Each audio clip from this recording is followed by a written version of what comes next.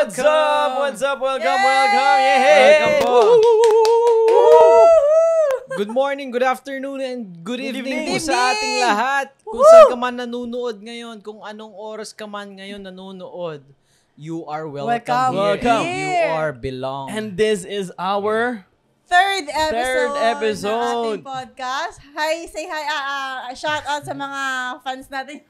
shout out sa mga regular viewers. Salamat sa support. Last time I checked, no, 18 viewers po 18 tayo. viewers from thank 8. God! From 9. From 9 viewers. Ay, 8 pala. Sorry, 8. 8 views, naging 19. Uy, praise God for Grabe. for 18, those 19, 19 ganyan. souls Salamat for the glory po. of Daming God. nadagdag. Thank you so much. Thank you. Thank you. Ayan, nagkaroon kayo ng time para makinig sa amin. At sana na-bless kayo at na-encourage siya last 2 episodes namin dito sa aming podcast. Kamusta naman ang linggo natin? Yan, kamusta Wow. naman? Ate Kai, how was your week? Ako talaga mauuna. Kamusta ang week?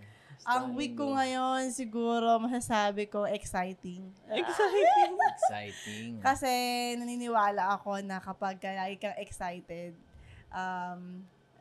may joy ka no? Yeah. Excited ka sa anong mangyayari bawat araw kahit na challenging yung... Challenging. Kahit na minsan umiiyak ka na lang, sobrang hirap. Oo, di ba? Dapat maging excited ka pa din sa gagawin ni Lord sa buong araw kahit na parang iiyak ka na lang nga talaga, di ba? Pero, ayun nga, dapat meron kang nilulook forward every day. Yun, Wow, yun ang yun. importante doon. Oo. Kung naman, Yeah. brother? Ako naman, it's a great week para sa akin. Nakapag-workout din.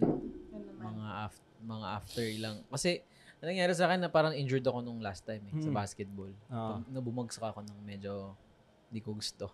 So, medyo masakit yung likod ko. Pero ngayon, okay na. Getting better na. Yan, So, yun naman ang aking linggo. More on fitness. Wow, Fitness fitness. junkie. Ikaw, Pete.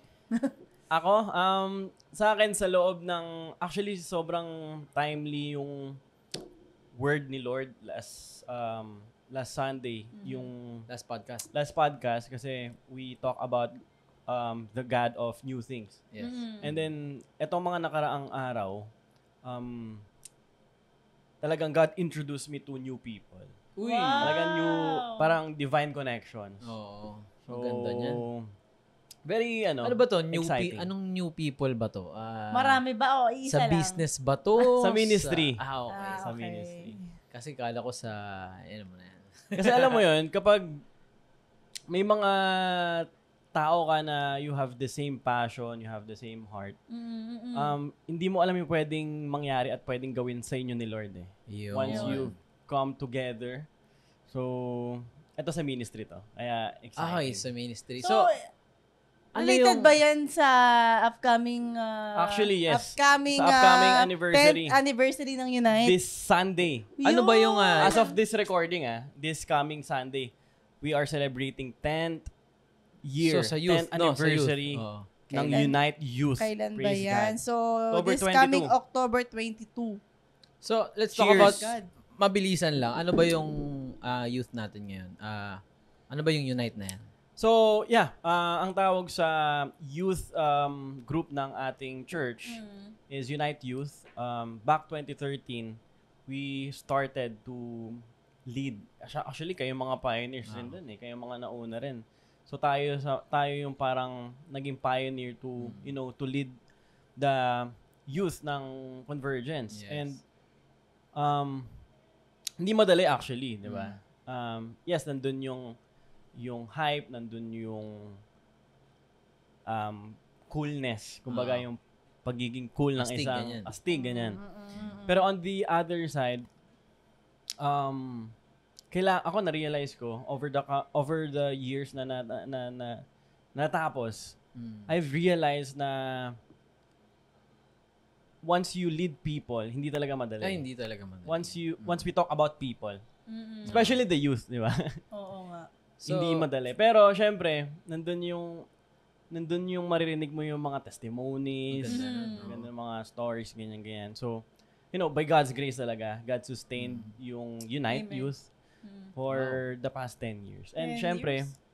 God is God will do more. Yes. God will surprise us more sa mga susunod na taon in the next 10 years. So, quick invitation sa mga viewers dyan. So, kung ikaw ay nanonood na, ikaw ay kabataan, ikaw ay youth, we want to invite you this coming October 22, Sunday, sa celebration ng 10th anniversary ng Unite Youth. Gaganapin siya sa SM Bacoor Cinema 4 at 12 noon. Ayan. So, we have invited special guest. Ang ganda na testimony niya. And I believe may encourage kayo. Wow. Life-changing. So excited kami dyan, bro, sa gagawin ni Lord. At sa So sa lahat ng mga youth na nakapanood nito ang ating podcast, no, we invite you this coming Sunday again, 10th anniversary celebration ng Unite Youth. Yes. Thank Let's God. go. Let's go. Let's proceed na po straight do sa ating topic. Yes. Siguro mabilisan lang, no? Yes. Mabilisan na icebreaker question lang. Okay. Okay, go. Just to, para mabuhayan ang ating mga blood cells.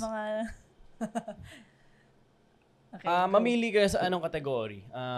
Would you rather, get to know, go deeper, favorites, or what about love? Ano yung kasi niya doon? Pwede ba what about love? Sige. Expert Doon ba tayo sa category what about love.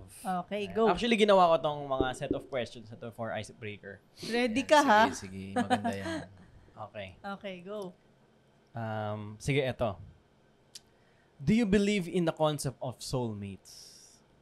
Naniniwala ba kayo sa concept na soulmates? Ikaw muna. Ikaw. Hindi ko alam. Ako, syempre, naniniwala ako na merong talagang tinadhana si Lord sa'yo. Destined. Hindi soulmate eh.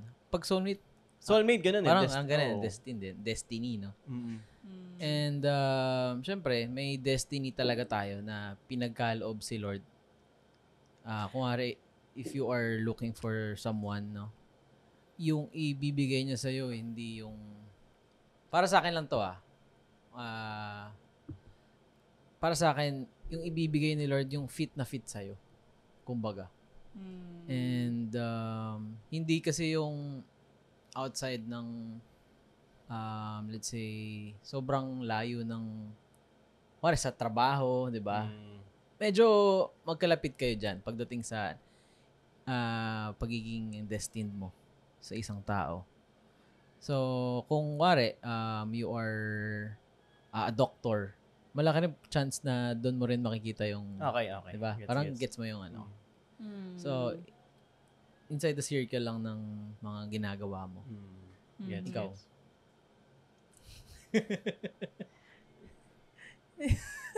Parang okay na rin. Okay na rin yung sasagot mo. Hindi ko na alam yung sasagutin ko eh. Yun nga kasi parang, di ba, parang, yun nga, destiny. Kaya ba yan? Hindi ko alam. Basta yun. Ulitin natin. Hindi. Okay lang. Okay lang kahit wala ko isagot, di ba? Oo naman. Okay Hindi naman. naman siya. No pressure. Requirements. Okay, go. Next question. Next question. Yun na yun. Isang question. Ikaw. Okay, Ikaw. Sa akin, Sige. syempre, napapag-isip-isipan ko to. Parang, totoo ba talagang may soulmate tayo? Dalawa yan. Parang handa-handa ka ba? Siyempre, ikaw gumawa ng tanong. Siyempre, sagot mo ready din. Hindi naman. Go. Dalawa kasi yan. There is destiny by choice and there's destiny by chance. Doon ako naglilin towards sa destiny by choice. Yes. No? Kasi naniniwala ko, nothing comes by chance eh. Lahat yan choices. Di ba? Yung pinili tayo ni Lord, choice niya yun, di ba? Yung minahal niya tayo, it's choice. So, isipin mo na lang, out of ilang billions, anong kanta ni Juan Carlo? Hindi ko alam yun eh. Ni JK? 10 10 billion? Tama ba yun? 10 billion? 3 billion yata? 3 billion? Ewan ko ba? Basta billion. Oo. Imaginein mo, ilan yung babae doon? Sabi natin, more than half. Marami daw yung babae kaysa lalaki, di ba? Yung iba Imagine mo, papalit. 'di ba? Kung by chance, Mm. wait lang, kailangan ko bang hanapin isa-isa? O alam mo yun, i-approach isa-isa? Yung mga babae, kung sino yung talagang pinili ni God para sa akin.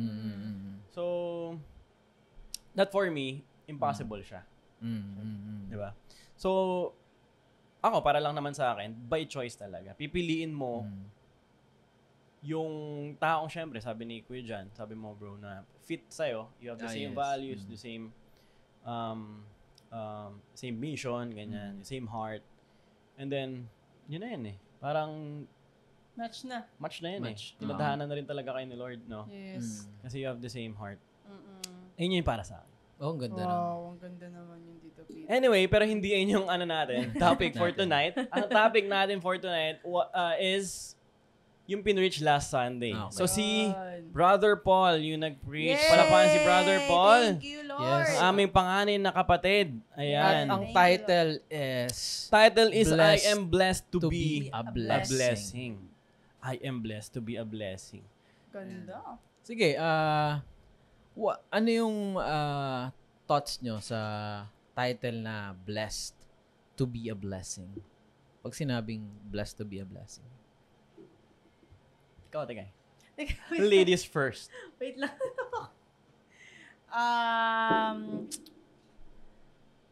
Kasi, ano ba? Hindi ko...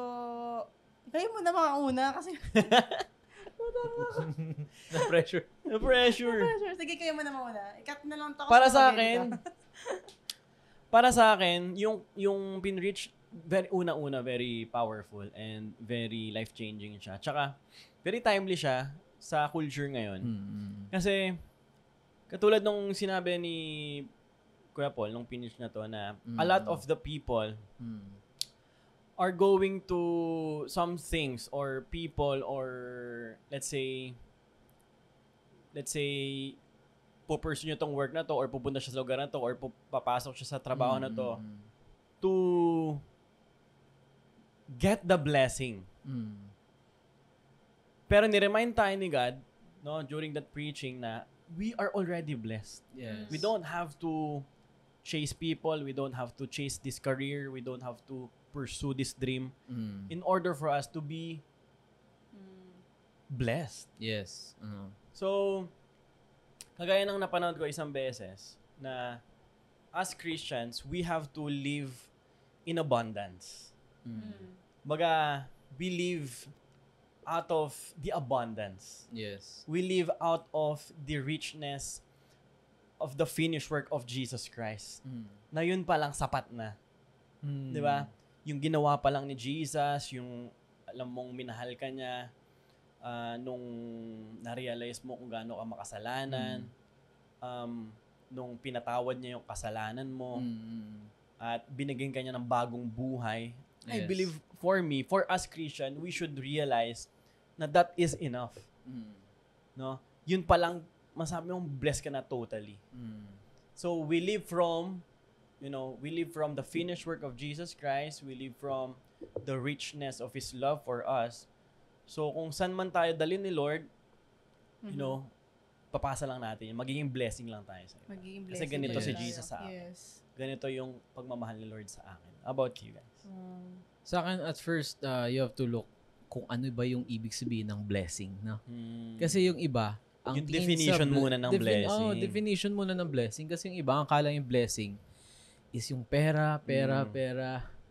And nakafocus masyado sa pagdating sa financial. Wala namang masama doon. Pero ang sinasabi ko lang dito is kapag nakafocus tayo masyado doon sa blessing, nami-miss out na natin minsan yung blessor. Amen. And kapag nakafocus ka doon sa blessing, it's all about you. It's all about you. It's all about pride, di ba? It's all about your flesh. And you have to deny yourself, di ba? Sabi sa Bible, you have to deny yourself. Lahat ng mga fleshly na desires. Mo, isuko mo yan sa Lord. Yeah. And one thing na nakikita siguro ng mga tao ngayon, ito, kahit mga Christians, is kapag may pumapasok sa'yo na pera, finances, ganyan, blessed ka na. And kapag kaya medyo hindi ka mayaman, wala yun sa'yo yung blessing, At di ba? maraming mga mayayaman, walang blessing ni Lord. Yun ang matindi Maraming doon. mayayaman, walang favor ni Lord. So, hindi mo ma-equate yung yaman o yung pera na meron ka sa blessing. Di ba? Hindi naman, yun, again, hindi porket na mayaman ka, blessed ka. Hindi Yes. porket na mayaman ka, favored ka ni Lord. Yes. Yes. So, bakit? Maraming mayayaman. Di ba? Wala dyan yung pabor ni Lord. Yun ang malungkot Di ba? doon. That's a sad thing. Tsaka ang maganda dun, no, yung na-realize natin sa word nung last Sunday na we are already blessed. Na hindi na natin kailangan mag-chase pa dun sa ano man yung Sa blessing. di ba? Hindi na natin kailangan humabol pa. Sila yung habol sa Yes. atin. Yung, oo, di ba? Si Lord, hinahabol niya tayo. At head si Lord sa lahat ng pangangailangan natin. No? Parang ako, marami akong experience na talagang hindi ko pa pinagpe-pray sa Lord. Pero, alam na ng Panginoon, alam na ni Lord kung ano yung pangangailangan ko. Yeah. And doon pa lang talagang, Lord, thank you. Na talagang nararanasan ko how to, paano mo ko binibless ngayon.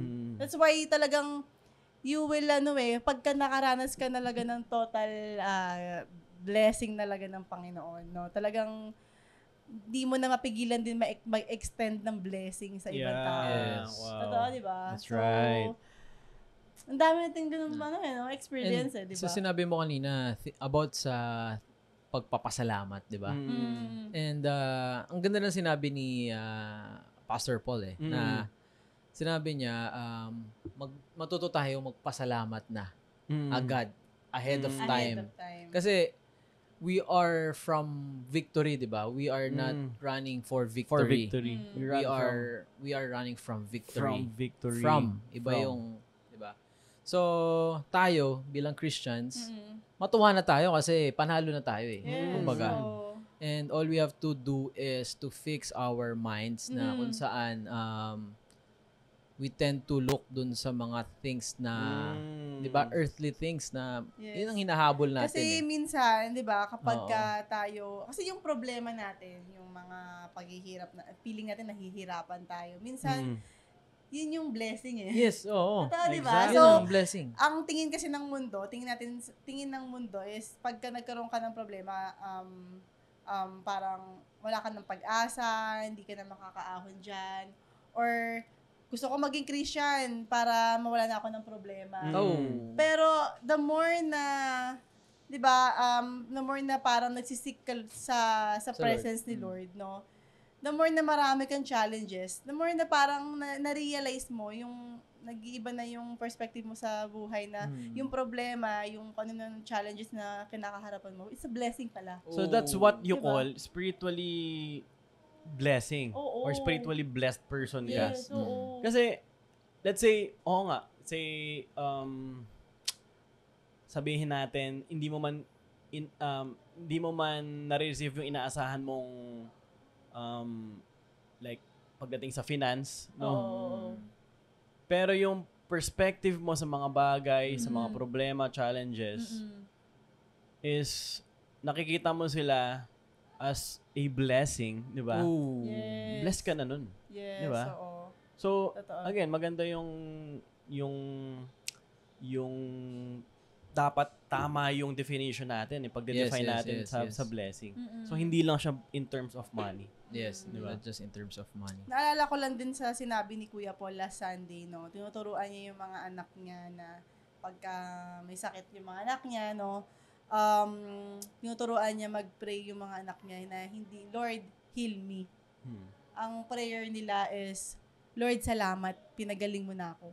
So, talagang, ang ganda ng, ang ganda yung ganong klaseng parenting, no? Na talagang tinuturuan mo yung anak mo na mag-pray, hindi dahil parang gusto mong gumaling, pero nagpe-pray ka dahil gusto mong maranasan yung paggaling ni Jesus sa'yo. Hindi, parang ano siya Oo, di ba? Di ba? So yes, when we look at the story, when Jesus, kilala mo pa si Lord lalo, di ba? when Nakikilala mo pa Jesus, si Lord lalo. balikan natin yung kahit hindi to na-share nung Sunday, pero i-connect lang natin. Oo. Naalala niyo yung nagpakain si Jesus ng 5,000 people? Just using just yung inoffer ng isang bata, yung 5 loaves and 2 fishes. 'Di ba? Nung inoffer ng bata yung kay Jesus, ano yung prayer ni Jesus? Thank you agad. Yes. 'Di ba kadalasan nagte-thank you tayo after we receive the blessing, Yes, after dumating yung prayer, like or sagutin ni Lord yung prayer. 'Di ba minsan kadalasan doon pa lang tayo nagte-thank you Yes, Pero doon sa language Jesus, thank you agad kahit wala pang nangyayari. Live by faith nga talaga, 'di ba? So, we live from a victory position of being abundant. Yes. 'Di ba? So, yung pagkakaroon ng mindset na I am already rich. 'Di ba? I am already blessed. Yes. Oo, tama. So, magpasalamat ka na kasi ito yung position mo 'Di ba? Ito yung position mo kay Jesus. So kahit na talagang hindi mo masasabi na grabing blessed ka sa financially, no? Pwede ka pa rin maging blessing sa iba Exactly. Diba? Kasi maraming mga tao naghihintay na wait lang, hindi pa ako mayaman Oo. Wait Hindi lang, pa ako hindi pa maayos yung Oo, buhay. wala pa akong budget para diba? mag-share. So, hindi yun yung rason para maging blessing. Minamaliit mo si Lord pag gano'n. Yes, oo. Binabox mo lang ba si Lord sa pagdating sa pera? Maraming, di ba? Maraming factor. Maraming pwede kang gawin to bless others. Yes. Hindi lang pera. Yes. Totoo Di ba? So, ayun kasi iniisip na maraming Kristiyano. Ayun. Di ba? Ay, naghihirap siya ngayon. Or, ito pa. Ay, may sakit siya ngayon.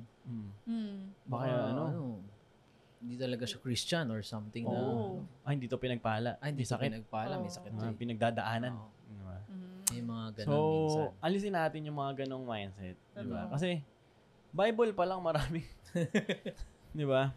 Yes. Hebrews 11, pag binasa natin yung buong Hebrews 11, mababasa natin doon yung mga apostles, man and women of God, naman sabi, wait lang, hindi ito inaasahan ko yung pagiging Kristiyano. Yes. Akala ko yung pagiging Kristiyano, mayaman, maging health, wealth, and to be prosperous materially.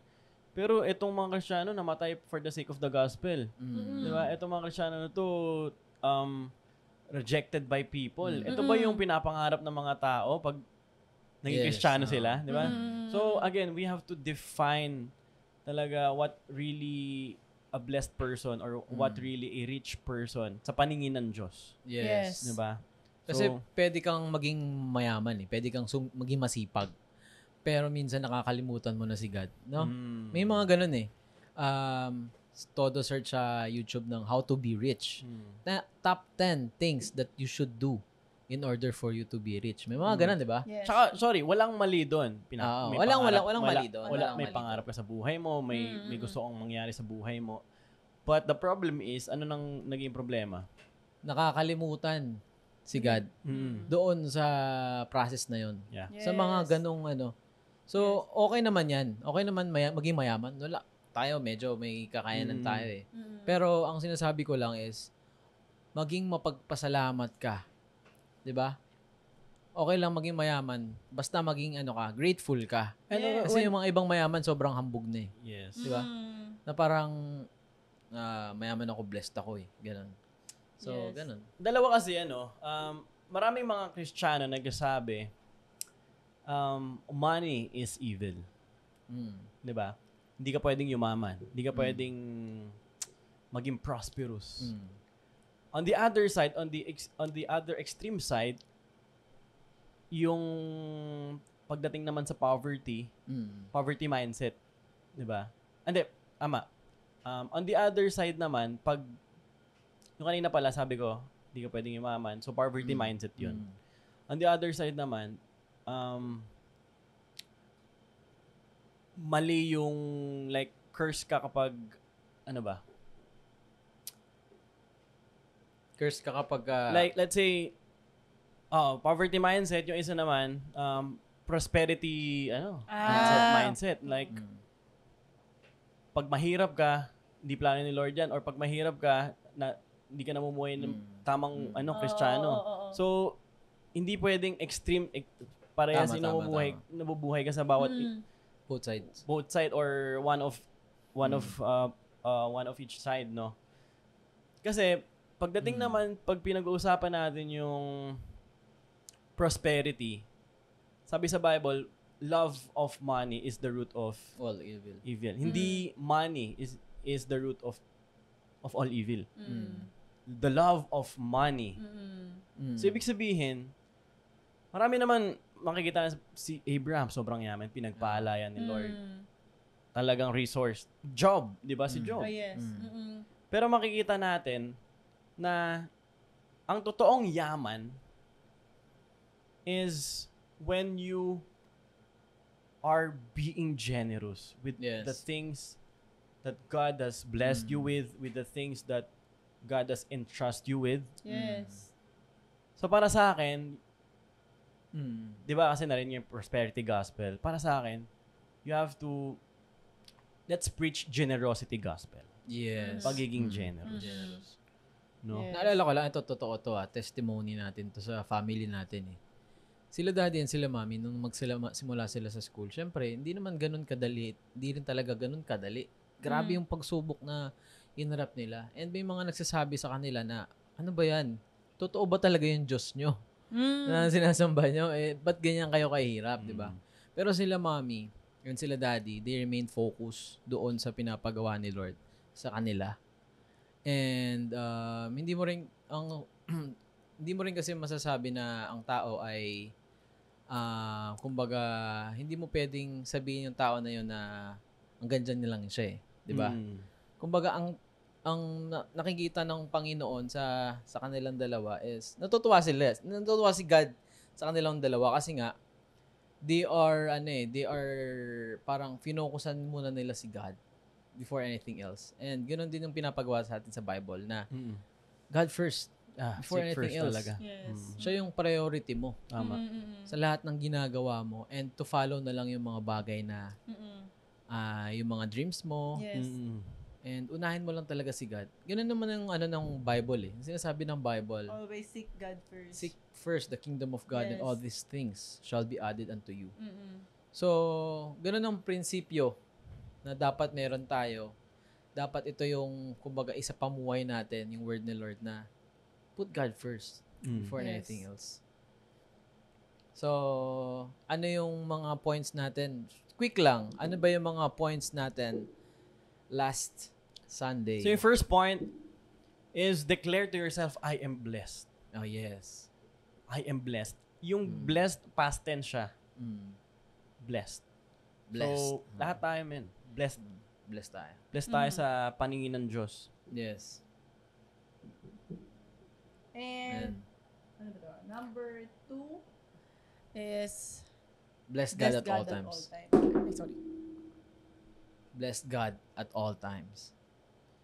Number 3, be a blessing to others. Be a blessing to others. So, yun yung pinag-uusapan natin ngayon na, yun nga, na once you receive dun blessing ng Panginoon, na talagang eager ka na mag-share ng blessing sa iba. Kasi hindi ka nga makakapagbigay kapag hindi mo na-receive. Diba? Yes. You cannot give what you don't have. Diba? Totoo yan. So, tayo, we as Christians, i-share natin. You know, kung bakit tayo nagbibigay. Bakit ba tayo nagbibigay? Ba't ba tayo nag-offering? One thing na dahilan kung bakit nag-offering tayo is because ayaw natin magkaroon ng greed. Diba? Ayaw natin magkaroon ng greed. And yun ang kadalasan kapag nagiging problema natin, kapag parang sinasarili natin yung pera natin. Kaya kagaya ng sinabi mo, bro, na we have to be generous. Yes. Generosity. We have to practice generosity. And ayun, that's why doon papasok yung offering. Yung pagbi-bless mo rin sa ibang tao. Yes. 'Di ba? Hindi mo kasi pwedeng isarili. Exactly. Oh, naalala ko lang din yung experience ko that time na parang ang salary ko lang noon sa dati kong work is 5,000 per cut off. Uy. Tapos may kaltas pa. May deduction pa yan. Tapos, minsan may late, ganyan. Tapos may pamasahe pa, ganyan.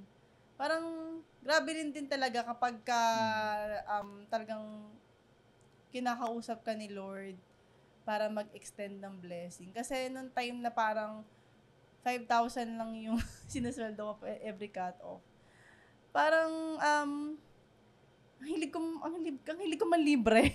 Hindi naman sa nagmamayabang ako, pero, Grabe, nanlilibre pa rin ako. Nanlibre ka pa? Parang kasing, hindi ko kayang hindi ko bigyan tong tao na to. Parang ganun. Na parang, nakasanayan ko na lang siya na hanggang sa maubos yung pera ko. Tapos, after ilang years, parang hindi ko naman inaasahan. Hindi ako nauubusan ng pera. Parang, kasi ewan ko, siguro dahil nasa heart mo na yung manlibre. Hindi ako yung nagpapasikat. Pero, yun yung yung so, gusto parang, ko eh. Ang sinasabi mo, Ate Kai, hindi nakadepend sa amount. Oo. Pag nag-bless ka ng tao. Oo. No? So, yun nga, magandang mindset yun. Kasi, iniisip na, again, parang sinabi ko rin kanina, na inihintay pa natin na lumaki yung amount na na-receive natin for us to bless others. Pero hanggang saan, di ba? Hanggang kailan? So, grabe. I mean, grabe yung ganyan. Kahit na ito lang yung na-receive mo, pero nakapag-bless ka pa. Kaya sabi ko, grabe ka, Lord. Kasi, alam mo naman, Lord, na hindi sapat-sapat yung sinasweldo ko sa pamasahe ko pa lang, sa food ko pa lang. Pero parang hindi naman ako nauubusan ng pera. Parang, thank you, kasi bine-bless mo pa rin talaga. Alam mo kung anong pangangailangan ko. So, yun nga yung sinasabi ko na talagang kapag the more you, di ba, sabi sa Bible, the more you give, nagbibigay ka, di ba? Mas mapalad ang nagbibigay kaysa sa tumatanggap. So, wala namang masama sa tumatanggap, di ba? Pero mas mapalad. Mas mapalad. Mas mapalad. Mas blessed. So, grabe. Naalala ko kasi to nung dating stage kami na to eh. Parang, alam ko naman na mayaman siya. Alam ko naman na capable siya, no? So, pa rin, may heart pa rin ako. Manglilibre ako sa kanya. Lilibre ko siya ng food. Lilibre ko siya ng ganyan. Kasi nga, parang, cash ko na siya. Ganun. So, yun nga. Guwapa naman. Then, lately ko na na-realize, na-appreciate niya pala yun. Yes. Hindi ko naman napapansin na, gusto mo pala yun, na nililibre ka pala. Yeah. Tsaka ang tao naman, ang kagandahan sa atin, we can appreciate small things. Yes. So, di ba? Maraming mga tao, mas gusto pa nga yung small things kaysa yung mga grander. Oo, totoo. Diba? Mga simple things. Mga simple gestures, small things. Malaking bagay yun. Kaya again, we're not just talking about money. We're not just talking about, finances. Kasi we can bless other people through our time. Yes. Or through our talents. So hindi lang treasure, kundi time and talent. Yung If you can't, 'di ba? If you don't have the capability to bless others through your money or let's say finances, you can bless them with your time. Yes. Totoo Diba? yan. The ministry of presence, napakalaking bagay yun. Diba? Minsan hindi mo especially mga anak, hindi nila minsan kailangan yung Marami pera laruan. Gusto lang nila yung maging present ka sa kanila. Oo, Yes. yung presence And mo. ganun sa magkakaibigan, diba? And if you're giving kasi your time, you're giving portions of your life. Yes. Yes. Diba? And hindi na mababawi ang time. Time is the greatest scarce. Totoo. Diba? And greatest resource ang time. So, May na-realize lang din speaking ako. of Sige, about go. time, no? Oo. So, since medyo napatagal ang ating usapan ngayon, Matagal ba? medyo napatagal. Let's wrap this up, no? Ano ba yung mga quick takeaways natin sa ating topic sa napag-usapan natin? Sige. Okay. Quick takeaways. Para sa akin, again, hindi ka totoong blessed if you're not blessing others. You're not truly blessed. Hindi mo masabing blessed person ka if you're not truly blessing others. Yes. No? So, yun yung para sa akin. So, akin naman, we have to, yun nga, we have to seek God, no? Siya yung unahin natin above all else, and everything else will follow. If you are praying for something, if you are like, parang, if you want something, just ipanalangin mo sa Panginoon, at through that process, siya yung isipin mo lagi. Siya yung isipin mo lagi. Siya yung maging priority mo. Yes. And everything else will follow. Yun. We are already blessed. We are blessed. From being blessed. Kaya tayo nakakapagbigay dahil we are already blessed. Yes. And we have already the blessing of God. So, sa akin naman, ang tunay na talagang nakakaranas ng blessing is marunong magpasalamat. Diba? Yung parang mayroon kang grateful heart ba sa lahat ng nare-receive mo, maliit man or malaki. Or sa tingin mo naman, sa tingin ng ibang tao, hindi valuable, pero para sa'yo, sobrang big deal na yun. Hindi ka nakafocus sa kakulangan, hindi ka nagko-complain. So, dapat, yun nga, maging grateful ka sa lahat ng mga bagay.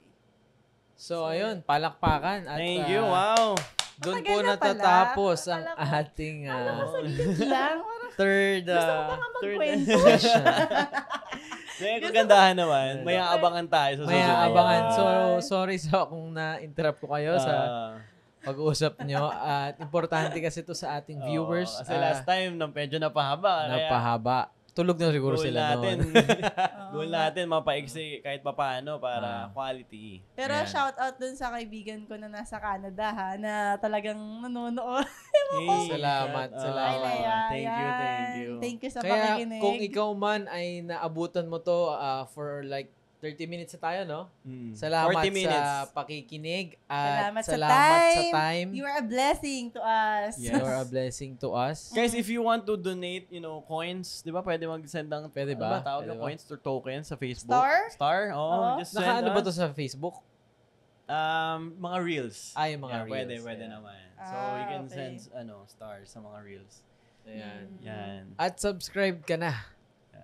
Kasi blessed ka blessed person tong nanonood na to Ito pa, magbibigay yan. If ever, wait lang, if ever na meron silang mga question, pwede nilang ilagay ito sa comment section, or kung meron silang gusto nilang pag-usapan natin sa ating podcast, pwede nilang ilagay dun sa comment section ang kanilang mga questions, mga inquiries, ganyan. Sorry. Ayan, so, yun po, dun po natatapos. Shout out sa Unite dahil magkakaroon po ng anniversary this exciting. See you guys. Sunday. Shout out din sa Unite Pro. Nung last time, nagkaroon tayo ng Unite Pro Sunday. Yes. Yun nga, kaya nga si Kuya Paul yung nag-preach kasi Unite Pro Sunday. Shout out din para kay Jeremiah. Jeremiah, thank you for ito regular viewer to. Salamat sa iyo. Kung ikaw ay gising pa.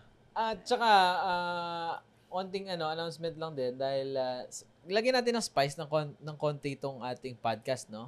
Siguro mag-invite tayo next time ng mga ating mga siguro we can start inviting someone. Yes, mga guests. Sige, so tune in. Continue to tune in. Dito sa ating podcast. Ayan. Thank you so much, guys. Salamat po sa pagbigay ng time, sa pakikinig. And always remember, you're not alone. And you are blessed. You're blessed. We love you. Bye.